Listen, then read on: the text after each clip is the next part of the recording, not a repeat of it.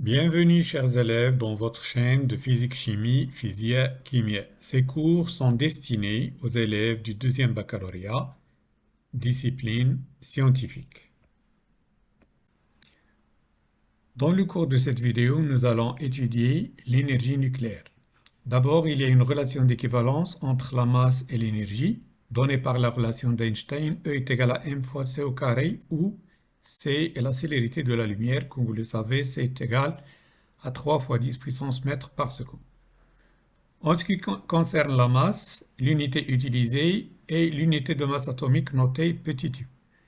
1 U est égal à peu près 1,67 fois 10 puissance moins 27 kg.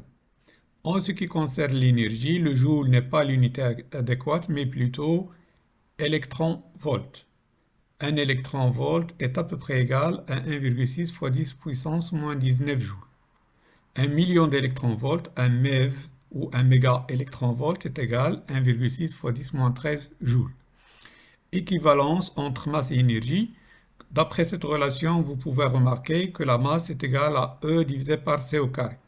Donc on peut dire que la masse 1U, une unité de masse atomique, est égale à 931,5 MeV par C au carré.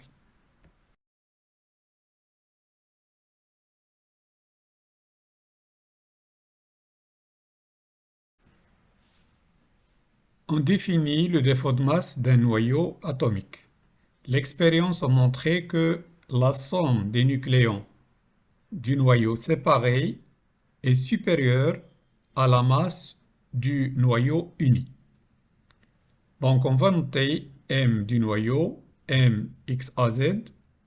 La somme des masses du nucléon, ça sera la somme des masses des protons, Z fois MP, plus la masse des neutrons, c'est-à-dire A moins Z fois la masse des neutrons.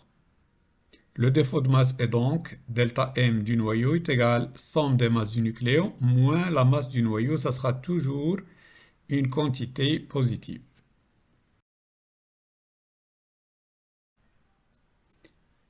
Un noyau qui se dissocie en donnant ses nucléons séparés est immobile va céder de l'énergie. Cette énergie servait à lier ces nucléons, on l'appelle énergie de liaison. L'énergie de liaison est égale à delta M, le défaut de masse du noyau, fois C au carré. L'énergie de liaison d'un noyau est l'énergie qu'il faut fournir au noyau pour dissocier ces nucléons tout en restant immobile. On définit une nouvelle grandeur, l'énergie de liaison par nucléon. On explique ceci à partir des deux isotopes, le carbone 12 et le carbone 14. On calcule l'énergie de liaison du noyau du carbone 14. On trouve 102,3 MeV. On divise cette énergie par 14 nucléons. On trouvera que chaque nucléon possède une énergie 7,30 MeV, donc par nucléon. La même chose, on calcule l'énergie de liaison du noyau carbone 12. On trouve 92,16 MeV. Si on divise cette énergie par le nombre de nucléons, 12 nucléons, on va trouver 7,68 MeV par nucléon. Donc, l'énergie de liaison par nucléon d'un noyau, ça sera son énergie de liaison divisée par son nombre de nucléons ou son nombre de masses.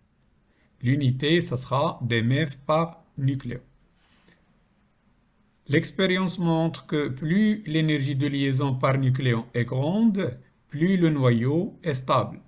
Dans cet exemple, le carbone 12 est plus stable que le carbone 14 qui est radioactif β- pour donner par exemple le noyau d'azote. On étudie les réactions nucléaires provoquées qui sont des réactions très énergétiques. Premièrement, la fission nucléaire. Exemple, la fission du noyau de l'uranium 235 quand il est bombardé par un neutron. Il nous donne deux noyaux moins lourds avec d'autres neutrons. L'équation est un neutron plus le noyau 235 donne le noyau du barium 139 plus le noyau du krypton 95 plus 2 neutrons. Donc, on peut dire que la fission nucléaire est le bombardement d'un noyau lourd par un neutron. Il y a production de deux noyaux moins lourds et production d'énergie. Cette réaction peut provoquer ce qu'on appelle une réaction en chaîne car les neutrons produits peuvent à leur tour bombarder d'autres noyaux d'uranium et ainsi de suite. C'est une réaction en chaîne. Deuxième type de réaction nucléaire provoquée, ou plutôt qu'on peut provoquer, est la fusion nucléaire. Cette fusion est difficilement réalisable au laboratoire. C'est ce qui se passe naturellement dans le Soleil. Donc, dans ce type de fusion nucléaire, il y a fusion de deux noyaux légers pour donner un noyau moins léger et il y a production d'énergie. L'équation de cette réaction dans cet exemple est le tritium qui fusionne avec le deutérium pour donner un noyau d'hélium qui sera moins léger, bien sûr, plus un neutron. Ce type de réaction est très énergétique, mais difficilement réalisable dans le laboratoire.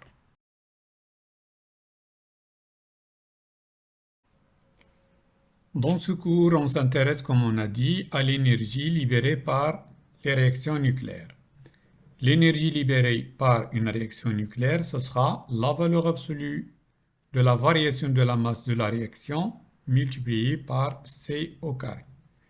La variation de la masse étant la somme des masses des produits de la réaction moins la somme des masses des réactifs. Exemple. Quand on bombarde un noyau d'uranium par un neutron, on obtient du barium et du krypton et deux neutrons. La variation de masse de cette réaction sera la masse du barium, du noyau de barium, plus la masse du noyau de krypton, plus la masse d'un neutron, moins la masse du noyau d'uranium. Vous pouvez remarquer qu'on a deux neutrons dans les produits et un neutron dans les réactifs, donc dans la variation de masse, il nous reste juste la masse d'un neutron.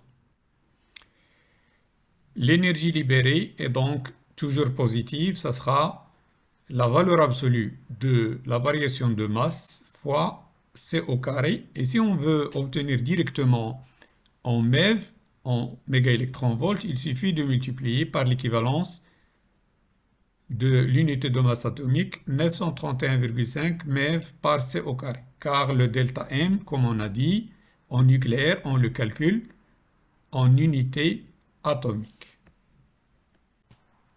Le diagramme d'une réaction nucléaire est un moyen d'expliquer les étapes par lesquelles passe la transformation nucléaire et en même temps un bilan énergétique.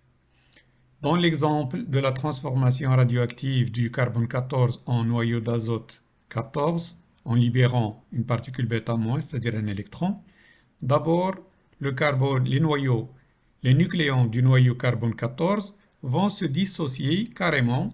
On obtient 8 neutrons et 6 protons. C'est une étape intermédiaire. Après quoi, ces nucléons séparés vont s'associer d'une manière différente pour former le noyau de l'azote 14. Et tout en libérant la particule bêta-, c'est-à-dire un électron. Pour l'énergie, on peut déterminer par exemple l'énergie de liaison du carbone 14. C'est l'énergie à l'étape intermédiaire moins l'énergie à l'état initial. Pour trouver l'énergie de liaison du noyau d'azote 14, on fait la différence entre l'énergie à l'étape intermédiaire moins l'énergie à l'état final. Et donc l'énergie libérée par la réaction, ça sera l'énergie de liaison du carbone 14 moins l'énergie de liaison de l'azote 14, c'est-à-dire EF moins EI. Normalement, la variation de l'énergie de la réaction est négative, donc l'énergie libérée sera la valeur absolue de cette variation. Ici, on a donné directement la valeur positive de l'énergie libérée.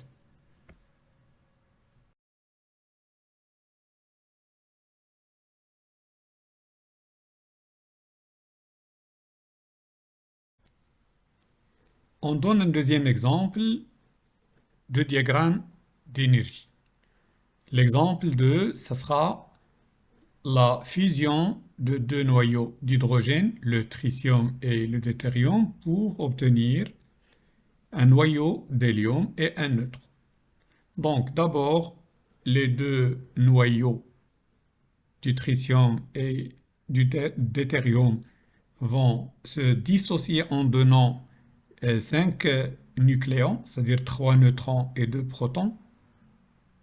Et après quoi, ces nucléons vont s'associer pour former le noyau d'hélium qui ne contient que 4 nucléons, 2 protons et 2 neutrons, et donc il reste un neutron à l'état final. L'énergie, le bilan d'énergie, l'énergie de liaison. Ici, on ne peut calculer que la somme des énergies de liaison des deux noyaux d'hydrogène, donc l'énergie de liaison du deutérium plus l'énergie de liaison du tritium. Donc on peut faire le calcul de ces deux énergies à la fois et non pas chacune toute seule. Et donc ça sera l'énergie à l'état intermédiaire moins l'énergie à l'état initial. Quant au noyau d'hélium, on peut calculer son énergie de liaison puisqu'on a un seul noyau ici. Ça sera l'énergie à l'étape intermédiaire moins l'énergie à l'état final. L'énergie libérée par cette réaction sera donc la somme des énergies de liaison des deux noyaux d'hydrogène moins l'énergie de liaison du noyau d'hélium qui est le produit de cette réaction. Et donc, c'est l'énergie à l'état final moins l'énergie à l'état initial. Comme on a dit, l'énergie libérée par une réaction par convention est définie positivement. C'est la valeur absolue de la variation de l'énergie de cette réaction qui est négative. À la fin de ce cours, l'essentiel à retenir, d'abord le défaut de masse d'un noyau et la somme des masses du nucléon moins la masse du noyau, ça sera toujours une quantité positive, une masse positive, car la masse du nucléon séparé est supérieure à celle du noyau. L'énergie de liaison d'un noyau et le défaut de masse du noyau multiplié par C au carré, c'est aussi une quantité positive, delta M est positive, C au carré est positif, donc le produit est positif. L'énergie de liaison par nucléon, c'est une grandeur qui donne une idée sur la stabilité des noyaux. Donc après avoir calculé l'énergie de liaison d'un noyau, on divise par le nombre de ces nucléons. Donc plus cette portion d'énergie est grande, plus le noyau est stable. L'énergie libérée par une réaction nucléaire est E libérée est égale à la valeur absolue de la variation de masse, car dans la plupart des cas, cette variation est négative, multipliée par C au carré. Avec, comme on a dit, la variation de masse de la réaction, la somme des masses des produits moins la somme des masses des réactifs. L'unité de la masse utilisée en nucléaire est l'unité de masse atomique notée petit u, vu que ces masses sont très faibles. On a un U est à peu près égal à 1,67 fois 10-27 kg. L'unité adéquate pour l'énergie, ça sera l'électron-volt, parce que aussi les énergies sont très faibles. Et donc, on utilise cette nouvelle unité, électron-volt, avec le V majuscule. Et l'équivalent, ça sera un électron-volt à peu près égal à 1,6 10-19 joules. Et si on veut convertir les masses en énergie, parce que c'est possible puisqu'on a E est égal à mc au carré, donc 1 U est égal à 931,5 MeV divisé par C au carré.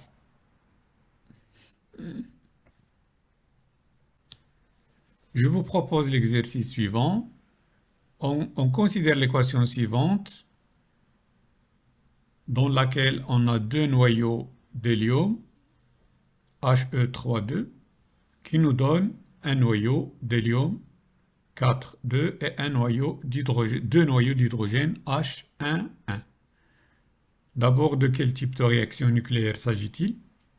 Deuxièmement, on nous demande de calculer la variation de masse ou la perte de masse observée dans cette réaction. On nous demande aussi de calculer en MeV l'énergie libérée lors de cette réaction. Les données sont l'équivalent en masse, énergie, 1 U est égal à 931,5 MeV par C au carré, et on nous donne les masses en U des différents noyaux intervenant dans cette équation.